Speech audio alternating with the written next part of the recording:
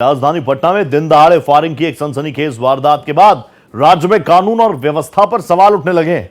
वारदात को अंजाम देने वाले बदमाश अब तक पुलिस की गिरफ्त से कोसों दूर बताए जा रहे हैं। इस मामले में 18 पुलिसकर्मियों को सस्पेंड किया जा चुका है।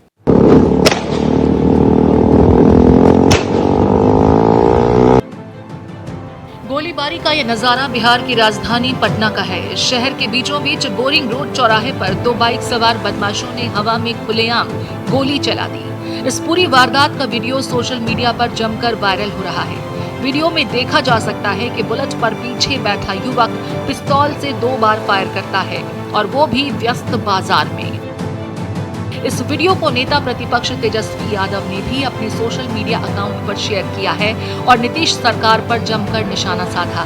तेजस्वी ने लिखा कि ये है राजधानी पटना में अपराधियों का रोड शो और कानून व्यवस्था पूरी तरह से फेल हो चुकी है। घटना के बाद पूरे शहर में दहशत का माहौल है और लोग कानून व्यवस्था को लेकर सवाल उठा रहे हैं। वहीं पुलिस दावा कर रही है कि फायरिंग करने वाले अपराधियों की पहचान हो चुकी है और उनकी तलाश के लिए लगातार छापेमारी हो रही है। श्री कृष्णापुरी थाना पुलिस ने मुख्य आरोपी रोहित के चचेरे भाई को पूछताछ के लिए उठाया है। बताया जा रहा है कि रोहित पटना के महेंद्रू इलाके का रहने वाला है। इस लापरवाही पर पुलिस महकमे में भी भारी उथल-पुथल मची हुई है। एडीजी पंकज दरात और एसएसपी अवकाश कुमार के नेतृत्व में ताबड़तोड़ कार्रवाई की जा रही है। अब तक कुल 18 पुलिसकर्मी सस्पेंड किए जा चुके हैं। भारत एक्सप्रेस के लिए पटना से आशुतोष कुमार की रिपोर्ट।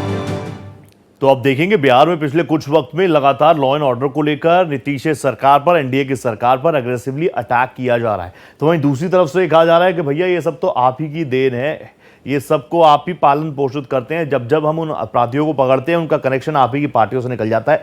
खैर, ये तो ऐसी चीजें हैं जो लगातार वार पलटवार के दौर पर रहती हैं। मेरे साथ मेरे सहयोगी आशुतोष जी भी जुड़ चुके हैं जो कि लगातार बिहार में घूम रहे हैं, पटना में घूम रहे हैं। आशुतोष जी, मैं आपसे समझना चाहूंगा कि अब इस पूरे मसले को लेकर जो वो बाइक सवार थे, आगे लगे हुए सीसीटीवी कैमराज में, या जो एक तरीके से पुलिस अपने काम को इस तरह की मोडस ऑपरेंडी अपनाती है, कुछ पता चला? और मैं तो ये भी सुन रहा हूं कि 18 पुलिसकर्मी सस्पेंड हो गए।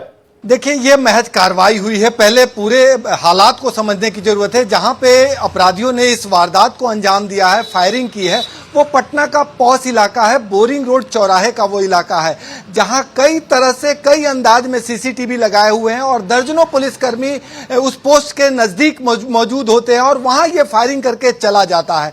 सीसीटीवी में भी उसकी तस्वीरें कैद हुई है, पुलिसकर्मियों के समक्ष फायरिंग हुई है।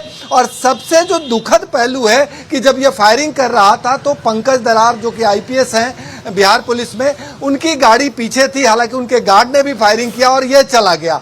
तो ये पहली वारदात नहीं है। पिछले एक सप्ताह में हथियार चमकाने और इस अंदाज में दादागिरी करने के कई मामले सामने आए हैं। और सबसे बड़ी चुनौती ये है कि आमतौर पे अपराध को अंजाम दिए जाने के बाद पुलिस धरपकड़ करती है, दबिश बढ़ाती है, लेकिन अपराधी जब हथियार चमकाने लगे और पुलिस वाले को खुली चुनौती दे तो कहीं न कहीं संगठित अपराध की ओर इशारा होता है। और यह साफ होता है कि शहर में संगठित अपराध में बढ़ोतरी हुई है और ये बिहार पुलिस के लिए चिंता का विषय है। क्योंकि आपको याद होगा कि जब बिहार में लालू प्रसाद यादव और राबड़ी देवी का राज्य था तो संगठित अपराध के खिलाफ नीतीश कुमार की सरकार बनने के बाद नीतीश कुमार ने एक विशेष टीम बनाई थी और बहुत कोशिश के बाद उस पर लगाम लगा था।